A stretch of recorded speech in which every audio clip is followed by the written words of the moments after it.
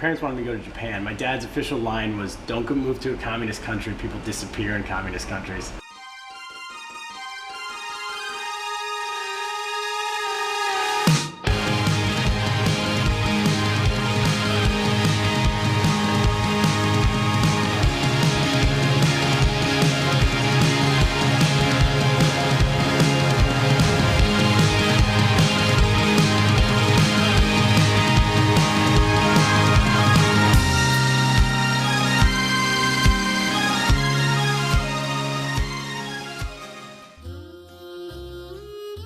The first time I went to Shanghai was in November, and I was expecting it to be a very emotional experience because the last time I was here everybody was in a blue Mao suit, everybody was riding a black bicycle, there were no cars, no tall buildings, no shops, no nothing.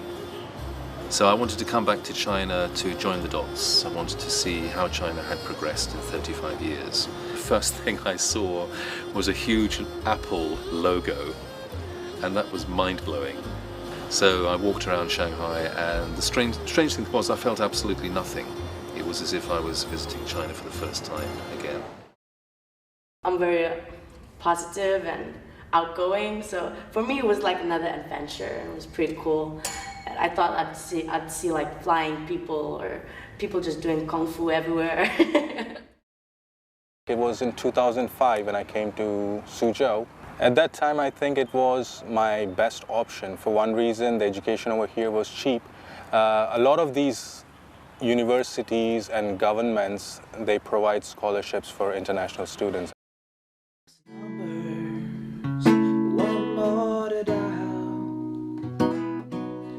My name's Jackson Davis, and I work in Suzhou as a musician.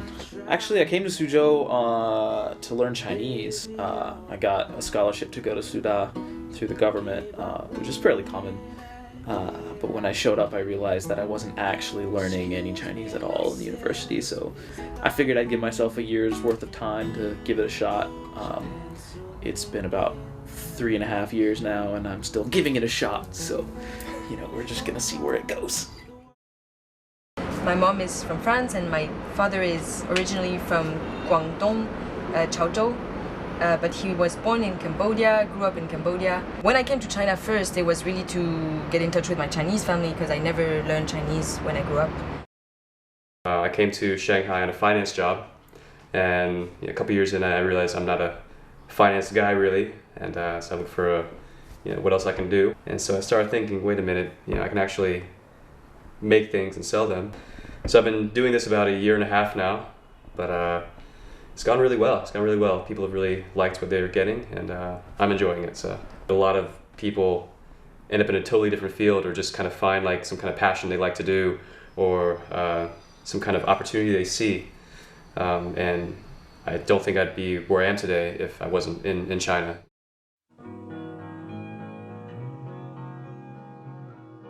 I'm improving my Chinese every day, and I'm asking myself, why? What's the point? Because I'm not staying here forever, and I'll go back, and I'll probably never use it again. And the languages is extremely hard from us native English speakers. Like, the language is completely different, so it has its challenges. I feel like probably almost every foreigner gets the same few questions. Oh, hi. Oh, where are you from? Oh, wow, your Chinese is really good. Oh, the conversation either goes to, you must have a Chinese girlfriend, or if not, when are you going to get one? Are you going to be married soon? That sort of thing. You get the, are you used to life here? That's just the sort of standard polite question you get a lot. I still don't know what it means. I mean, I've had that question asked at me probably 1,000 times, like, 在这里生活习惯了吗? Like, are you just used to life here? Sure. Yes, maybe. I don't really know. A lot of Chinese people are like, oh, 你中文很好, like, oh, your Chinese so good. And then I tell them that I'm half Chinese, they're like, oh yeah, okay, it's actually normal. And I'm like, no, it's not true. It was as hard as everybody else.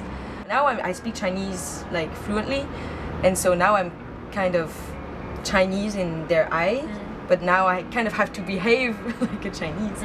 actually when I meet my Chinese cousins, it's crazy how like the education has made us completely different people. So my dad's side is Chinese. Actually, my dad is Chinese Trinidadian, so Chinese descent, but born and raised in Trinidad. He came to visit me in China once, and people are a bit confused, like, wait a minute, this Chinese guy, but doesn't speak any Chinese. So yeah, it does give me a little bit of an in with Chinese people. They I don't know if they trust me more, but they say, oh, he's Chinese, like you know, he's one of us maybe. Culture is a very different story though. The way Chinese interact, talk to each other, office culture, everything is very different. So it's been a long road. A lot of people, I tell them, you know, like I say it in Chinese because I know how to say that I'm an American, but they're like, no, you look like someone from Arab or India, and I was like, no, my parents are from there. I mean, I'm American, but they just don't seem to understand that, you know. It was very difficult at first, the stares, people mocking you. I go to places like the market where they probably aren't used to black people, or when they hear me speak, it's like a wild thing for them. So maybe I think they're more curious, and curiosity, they don't really know how to control it in a sense, so it may come off as rude to me, but it's just who they are. One of the problems I have here is being able to eat what I want to eat when I want to eat it. That's a difficulty, but that's what living abroad is about. My roommate from college in Florida, his grandfather started it in the 1950s, Mr. Softy. And so that first year I was here, I was looking around and I saw there would be McDonald's and KFCs with those windows on the street. So they're basically selling soft serve out of a store front. And so why not we just do it out of a truck? We started with one truck in 2007, one store and one truck. So we were doing really well. And some people in the local government saw that. I mean, they took up permits from us and then gave them to people they were working with, who now run trucks that look exactly like our trucks. It's not shocking, and it's also something when you go into business in this country, you know that that's a possibility. You get really angry sometimes, and you just want to give up everything what you have over here and go back. But I think the best way to deal with that is just to take some time, go watch a movie, or have a very relaxed day off or something, and get back to work again. Some days I do get really homesick, being so far away from my family and friends. I realize that I'm here for education and for my future. So I'd rather make the sacrifices now than to regret it later on. when I go back to Xiaozhou, where my dad is from, but he never lived there, so I didn't live there either. But they actually treat me like I'm from there. I think it's funny how here the blood is so important, whereas I feel like in France it's really not that important. Friendship, this kind of a guanxi, this kind of a connection is very key here in China. There is always, he's an expat, he's a foreigner dynamic. Even if you're fluent in Chinese and you know everything about Chinese culture, and even if you behave as Chinese, you will never be accepted as one. So, yeah.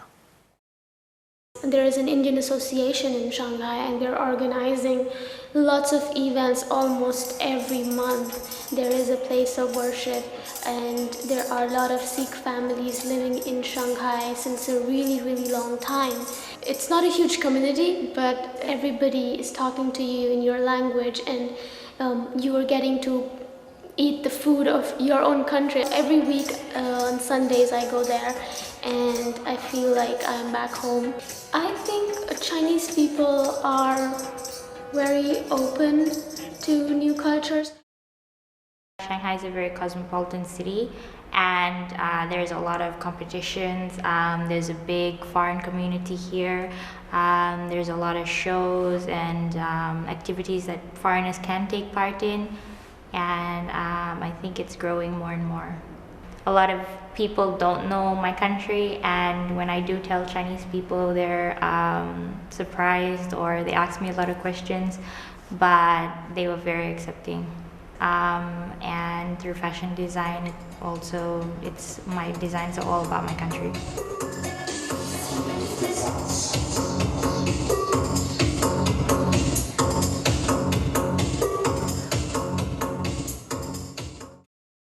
Shanghai is it's so different than any other cities. It's more international, and you'd see more international people.